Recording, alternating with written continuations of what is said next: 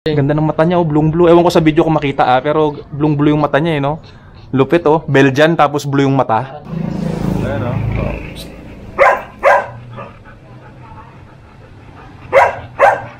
Next. Okay mga paps, andito tayo sa sa tropa, kila Paps Doms, Papa Doms na lang, Papa Doms.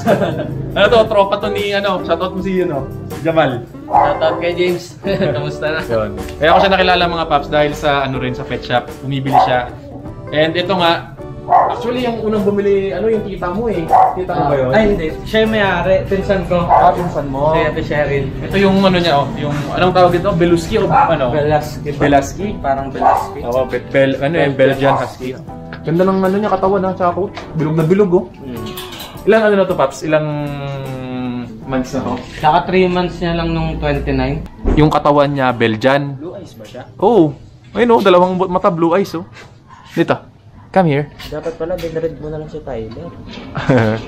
Kay Athena. Sundin pa siya. Ganda siguro. Kung itim, no, tapos blue eyes, no? Blue eyes.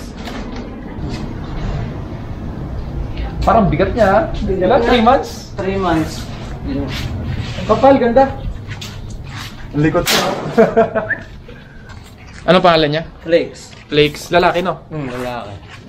Yan, ganyan mga papso. Yan ang Beluski.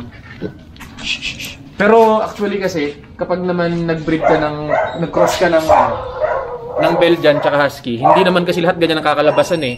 Oh. Yung iba, mas malakas yung dugo ng Husky, di ba?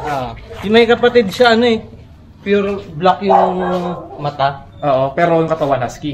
Ganito rin, pare-parehas sila ng katawan, pero parehas itim yung mata, parang Belgian yung nakuha. Siguro, tingin ko ito nasa mga 60 to 70% Belgian to. Ang Husky lang, tingin ko yung mata niya eh. Saka yung pag-alulong yata eh. Nag-haul siya? Paggabi. Oo. Yun nga, kapag talaga mga paps, crossbreed, hindi yan saktong 50-50, magkaiba. Pwedeng may makuhang traits, ugali sa isang breed, or yung mata, or yung kulay, or yung itsura. Like, coat niya, pang rin to eh. Pang Husky rin eh. Ay, ito bro. Ay, Belgian niya. Kala ko rin. Chihuahua, tsaka Sa kapatid ko, Ascal. Oo. Ganda rin ang paa niya, malaki ha, makapal siya ha. Mga ilang kilo na kaya to? Nasa 9 na siya eh. 9 kilos, going 3 months. Hindi, kaka 3 months niya lang nung 29, tapos kailan ba kahapon yata yun? Okay. Bilog na bilog, oh. Tingnan niyo mga paps. Ang ganda, oh. Kasi, ewan ko sa video kung maganda ha, pero sa personal, ganda niya. Maganda yung itsura talaga niya. Nung pagka-vaccine ko, nasa 9 na siya eh. 9 kilos, no? Going 3 months, oh. Ito, anong niyan? Tip mo sa kanila? Anong binibili mong dog food sa akin? Anong diet niyan?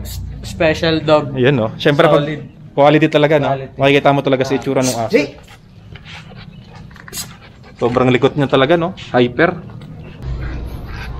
Laki ng paa, mga paps, oh. Malaki to. Malaki sa 3 months to. Tapos may vitamins din yan. Wala pa. Wala pa. Ang pakain mo niyan twice a day din, no? Twice a day. Morning tsaka afternoon.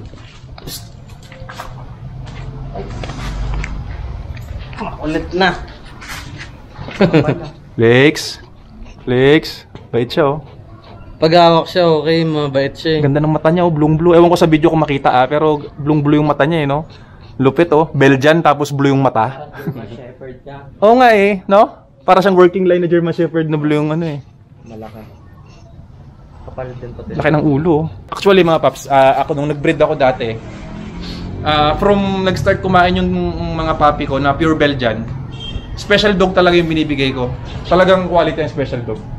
Lalo na pag mga ganitong breed, nagsisimula pa lang, tapos pinapalaki nyo pa lang, pakainin nyo ng quality dog food kasi pag tinipid nyo yan, may chance na maburit yan eh. Pwedeng maburit ng aso pag ganun. Mas maganda. Yung potential niya, maximum height niya. Maganda yung vitamins mo rin to. Pwedeng LCB, pwedeng Forza Blue. Sige. Pero coat, ganda, oh. Ganda ng coat niya. 3 months old, oh. 9 kilos. Ganda, pati balahibong, lambot, oh. Ayos.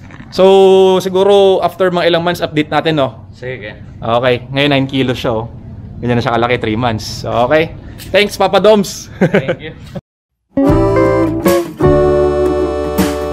Okay, good morning guys. Today is Sunday, April 27. And matagal natin bago nabalikan yung si Flakes, yung husky na cross ng Belgian. Nung huli nating dinalaw, tuta pa lang. So, sure ako malaki na ngayon. And after 1 year, ito pa rin yung t-shirt ko. Ang pinagkaiba lang, meron na siyang tatak. Yan, sa mga taga dito po sa lugar namin, hiningi ko po yung suporta nyo na tulungan si Papa bilang Vice Mayor ulit kasi siya yung nakaupo, Re-elect ba? Re-elect, Hi. Please support.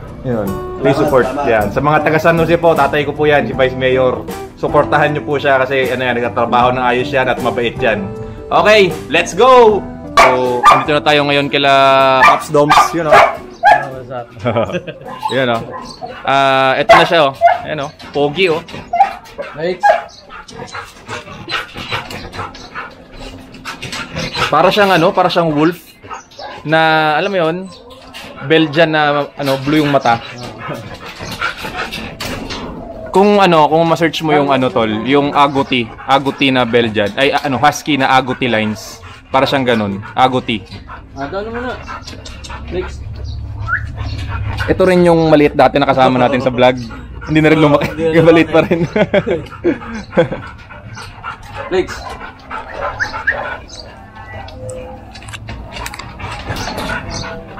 Ganda Anong niya tol? Anong behavior niya? Parang sa husky makulit. Makulit din siya, no? Tapos yung ugali niya parang mabait Parang di siya masyadong matapang kagaya ng Belgian Sa bagay Belgian naman mabait din pag na Pero yung niya, coat niya, parang husky, Ganda. Ang kapal nung sa niya, sa neck niya. Tsaka blue yung mata, ang pogi. Lalo na sa personal, gwapo. Ganda ng niya Isipin mo para siyang Belgian na makapal, tapos blue yung mata. Legs. Estimate ko dito siguro nasa mga 25 inches to. 25 to 26. Malaki siya ng konti kay Bella sa tangkad. Oo, nasa ganun, nasa 25 to 26 ang height. Tapos yung katawan, bilugan. Yung height niya. Mas mataas yan sa husky. Mas matangkad siya. Nasa parang Belgian yung height niya tapos bilugan yung katawan niya. Tapos yung coat niya, sabog. Parang sa husky yung coat. Ayun, sa ligo. Makapal. Kung mag-search kayo ng Belusky sa online, iba-iba talaga ang itsura niyan. Kasi hindi naman lahat ng traits na magugusto na nalalabas diyan yung gusto natin. For example, ito. Parang siya, parang 60% Belgian, 40 yung husky. Pwedeng yung itsura niya Belgian, yung mata husky, tapos yung ugali husky. Iba-iba talaga. Ganun talaga pag crossbreed ang kakalabasan. So ito maganda yung dito, pagkakagawa. Pogi Nasa na yan tol na? 1 year and 4 months. 1 year 4 months. Oo. Anong niya? Yung ugali niya husky, more on husky na ko. Husky, makulit. Energetic din siya. Pero mabait siya pag tinatalian marunong Makulit.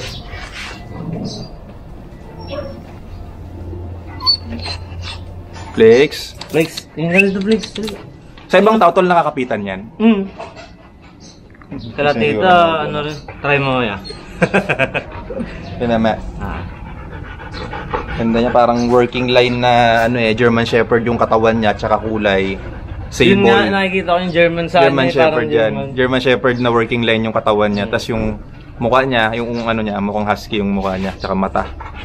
Malaki rin yung ulo niya Hindi siya yung bilugan din yung ulo niya. Ganda Kaldi, ikaw Kaldi.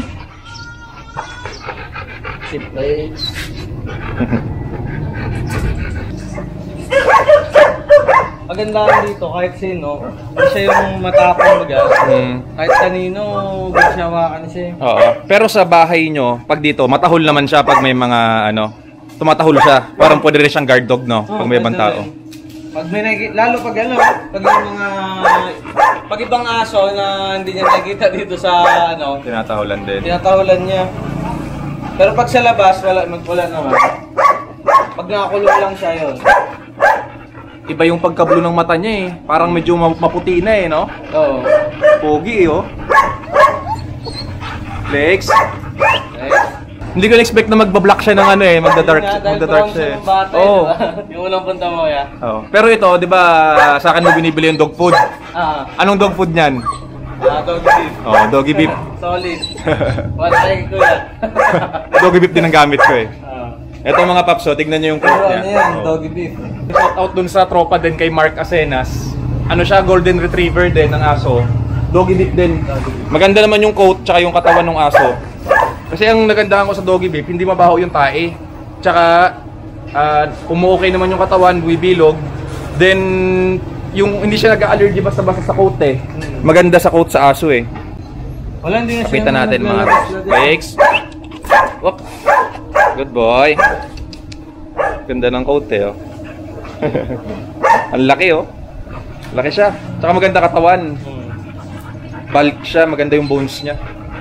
Pure ano yan, pure doggy beef lang. Tapos sinalo ako minsan ng konting kanin. Konting rice, okay yun, para mabalance. Pero bihira ko yan, para mga 2 times a week din. Yung poop niya maganda naman, matigas no? Opo. Tapos hindi mabaho. Opo. Oh, yun talaga epekto ng doggy beef para sa akin.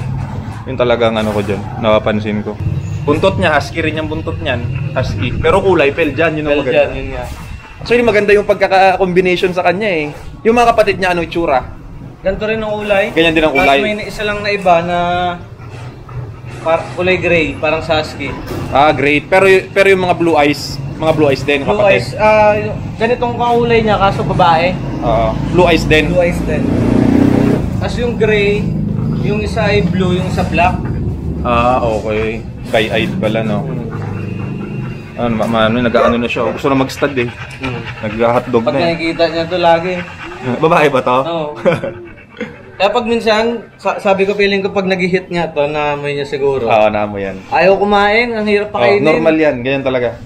Kahit naman anong halos mostly mga male, ganyan talaga pag may nag-hit, ayaw kumain. Okay, hanggang dito na lang ulit. Salamat kay Papa Dom sa pagpakita sa kanyang kay Flix. Okay, God bless, keep safe. Top Sneaks out.